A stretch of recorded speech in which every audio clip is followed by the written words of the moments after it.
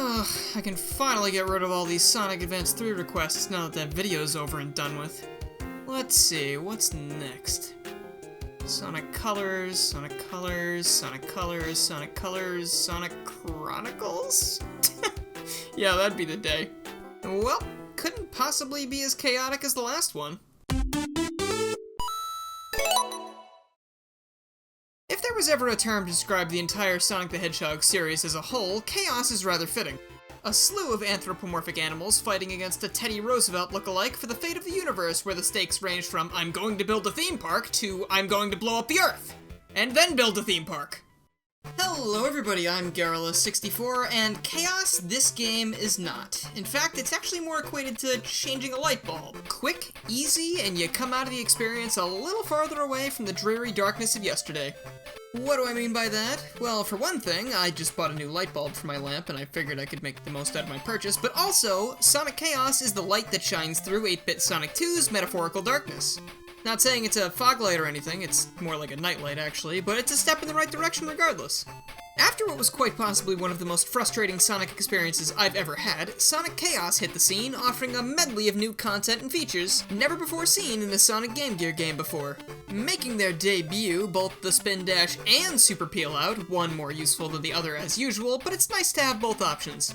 In addition, Sonic also feels better on slopes than before. I didn't find his movement when ascending an incline as finicky as it was in Sonic 2. The antlion fight from Sonic 2 was already long gone at this point, so the damage is done, but I do appreciate them at least fixing it for the rest of this game, even though it doesn't really rely on it that much. Tails also decides to do something this time around, taking to the skies for the very first time as a playable character. Before you comment about that and say he was playable in Sonic 2, I know that he just couldn't fly in that game. This is the first game where he can fly. Moving on. His flight's sorta awkward at first, since it doesn't feel like it does in Sonic 3 onwards, but instead, it's ultra precise in its movement, almost snapping Tails to a grid instead of letting him zip through the air as he pleases. The duo also comes across two new gimmicks in the form of the Pogo Spring, which allows them to leap high into the air repeatedly until they either jump off or hit a wall, and my personal favorite, the Rocket Shoes. After Sonic straps these things on, he's off to the sky races for like a couple seconds before dropping like a rock back to the floor. This also begs the question, if Sonic wore Rocket Shoes before Shadow appeared in the series, is he a copycat and should he go home and change? Please sound off in the comments with your opinions, I'd love to hear them. And now we're getting started, and even though I once again elected to start with the Game Gear version, I'll be referencing both playthroughs simultaneously to make things easier since they're not too different at the end of the day, aside from the fact that one of them obviously has an increased screen size, and seeing things coming is usually considered a good thing. Wait, what? You're not supposed to have that, that's for the viewers! Well, actually, this is a good point to mention, actually. Eggman's done it already, but if you're enjoying my content and you want to support the channel, feel free to click that join button beneath the video. You'll get access to some special members-only videos like blooper reels and some other stuff as well.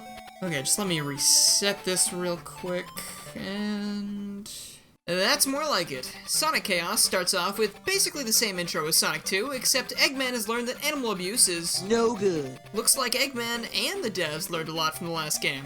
Chaos also uses the same title theme as Sonic 2, which is surprising considering they went through the trouble of totally redesigning Sonic for this game, and none of the other music tracks are reused. It's not a big deal, I guess, and if there was ever a corner to cut, I'm in favor of skimping out on this versus something that has an effect on gameplay.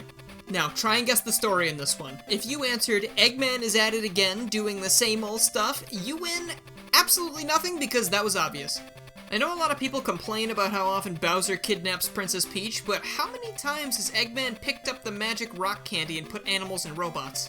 Like, really? Is there anything unique with this game's story? Let's see. Players control Sonic the Hedgehog and his sidekick Miles Tails Prower in their quest to retrieve the Chaos Emeralds from Dr. Robotnik, who has stolen them to construct nuclear weapons?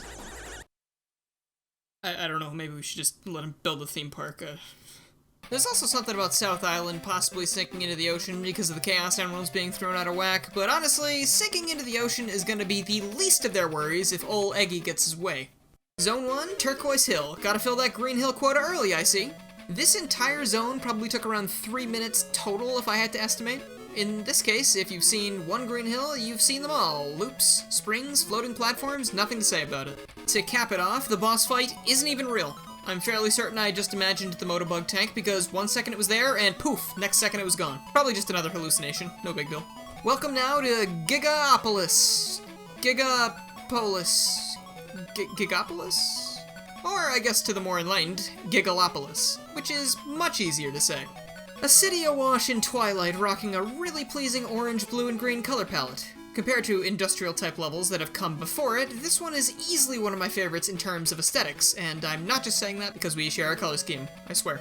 Unfortunately, there's not much going for it aside from its looks, as the stage is, again, incredibly short and offers little engagement for the player aside from the occasional moving platform to avoid spikes, or speeding through these large pipes.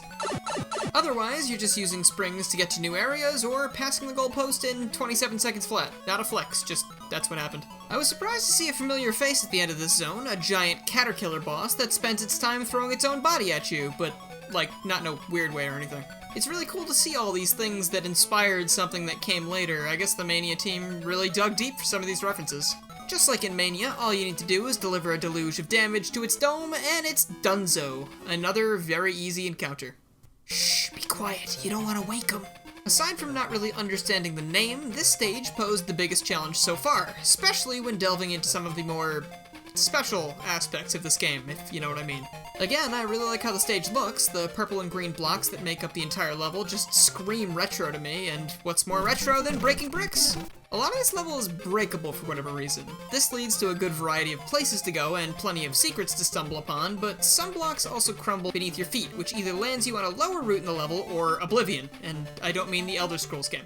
And I apologize for yet another Mario reference in this video. Who am I kidding? I live for this stuff. But the boss encounter here steps up the difficulty and seems to take advantage of one of Sonic's new power-ups, that power-up being the Pogo Spring. Kinda reminds me of how in recent Mario games, Bowser and his minions have been using the gang's power-ups against them as well. If you're not careful in this one, the fast projectiles will cause problems for you, but if you get lucky like I did, no matter how the boss hits you, your ring will stay right there on screen, making it incredibly easy to damage boost through the rest of the fight. Definitely a standout level, so you won't catch me sleeping on this one anytime soon.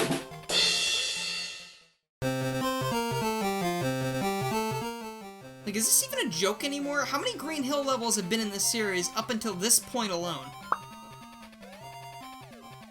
8. And 2. in this very game, no less. Wow, that'd be like me reusing the same gag in 2 different videos within weeks of each other. That'd be super lazy, right? Gonna level with ya, this level is at least more creative than your average Green Hill. It takes what is usually a bright and cheery environment and turns it into something bleak and dangerous. One of my favorite ways they made this work is by adding in the oil obstacle from Oil Ocean. Eggman has also transformed the previously peaceful palm trees into explosive coconut dispensers. Any way you look at it, this place is not the level you once knew, and it goes out of its way to show you that. I'm actually a huge fan of what they've done with this one. The series has always been about technology versus nature, and this is one moment where they incorporate it perfectly into the gameplay itself. Now, what better way to end off a great stage than with an amazing boss fight? Ah, amazing. Sorry to inform you, I do not have a segue for Aquaplanet. Let's move on. This zone gives off some Labyrinth Zone energy with its occasional underwater segments and spears that try to skewer Sonic. But thankfully, it's nowhere near as slow, and in some cases, like Act 2, you don't need to break the water's surface even once. If you do happen to take the plunge, though, it's not quite as bad, seeing as, and I'm sure you're gonna think I sound like a broken record at this point, but the levels still go by in the blink of an eye, so does any of it really matter? Aw, hey little guys. Are you lost? You knew not what you were getting into. You thought this came easy. Perhaps you should reevaluate not only your prior assumptions, but also your Yeah, that was challenging. Pretty refreshing, actually, and... oh, dang, wait a minute. Man, this thing is always flipping itself back on. You may have defeated that pawn of darkness, but you'll never be rid of me. I am its help. I will make you less productive and feel terrible. Forever. I can be less productive and feel terrible all on my own. Thank you very much. And finally, it's electric. Boogie woogie woogie. Yeah, it's a techno level. Electric Egg Zone has little microchips and junk all over the place, and it almost feels like we're stuck inside a computer. Loading into this one, I was shocked that I'd reached the end of the game already, and...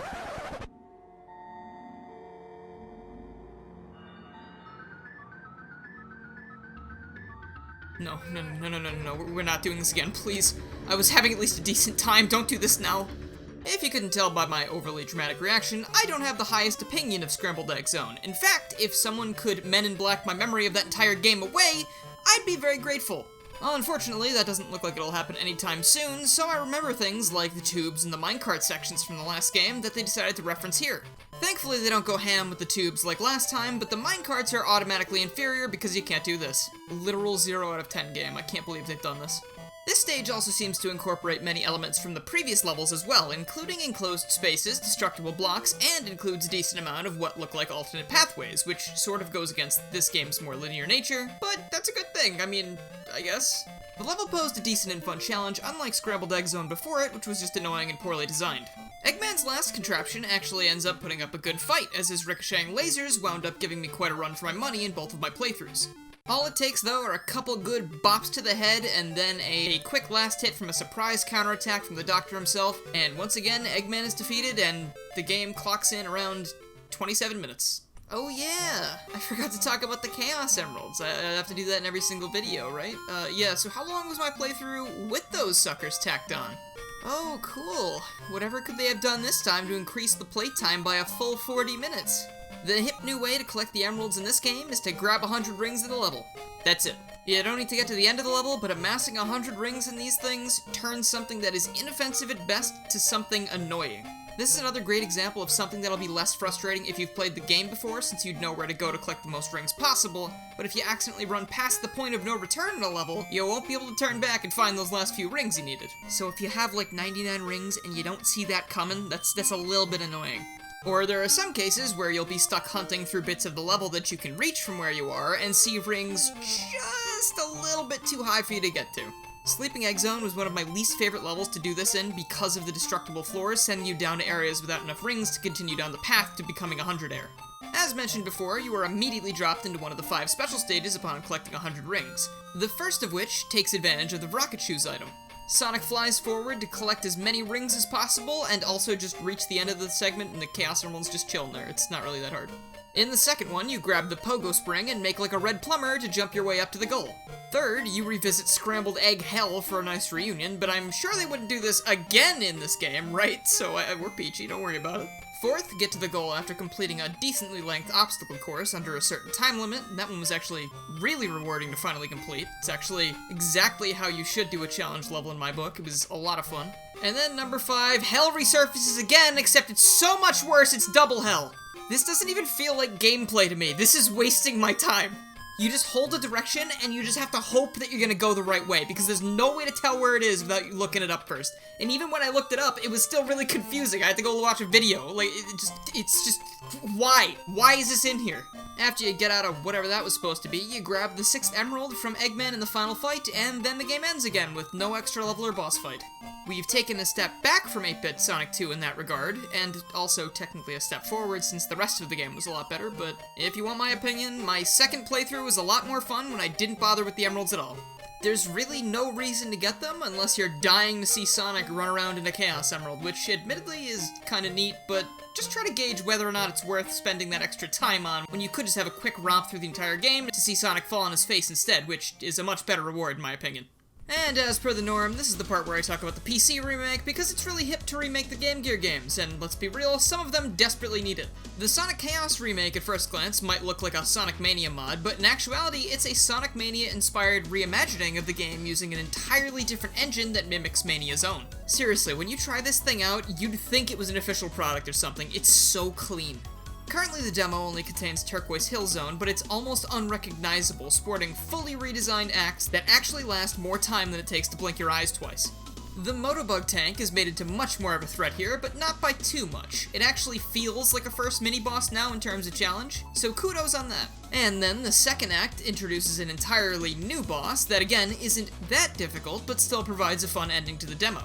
The conclusion even replicates the intro to Sonic Chaos, except in playable form, as Sonic chases down Eggman as he flees with a Chaos Emerald. Once you bash him into next Tuesday, the demo ends, leaving you wanting so much more. So far, this has been the only demo to release, but I'm confident that the next one, whenever that may happen, will show even more promise over the original, and I cannot wait for that. To tell you the truth, it's hard to come up with things to say for this game, because it's not a good game, and it's not a bad game. It's just somewhere in the middle, and that's okay.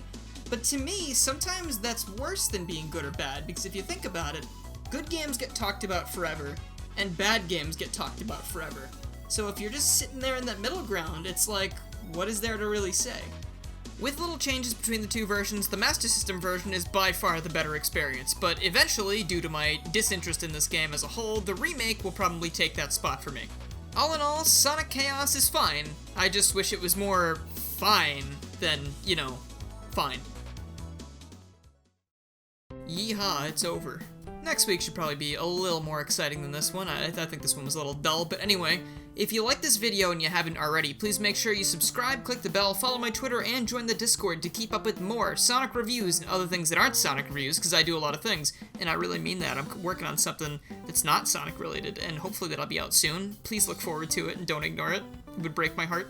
I'd also like to give a huge thank you to my current supporters, who are Luigi Fanman 2, Big Oof, Common CJ, Danny Dauber, Crazy Sean DX, Motor Mouse V2, Michael Eversfield, Raiden Still Plays, Chaos, Cosmic Mushroom, Chaotic Mercenary, Ty Little Tech Guy, Jaded Indolent, Jeremy, Lucas Tallman, Mega Trafficone, Crystal, and on Patreon we have John the Real Wawa Luigi and Rob Morrison. Thank you to all of you guys, and everyone in the $1 tier, of course, for supporting the channel. I really appreciate it. And remember, if you do want to become a channel sponsor and have your name read here, and also see a bunch of extra things like blooper videos and other things like that, please go ahead and click the join button below the video, or check out my Patreon in the card at the top right of the video. Thank you guys so much for watching, and I will see you guys next time.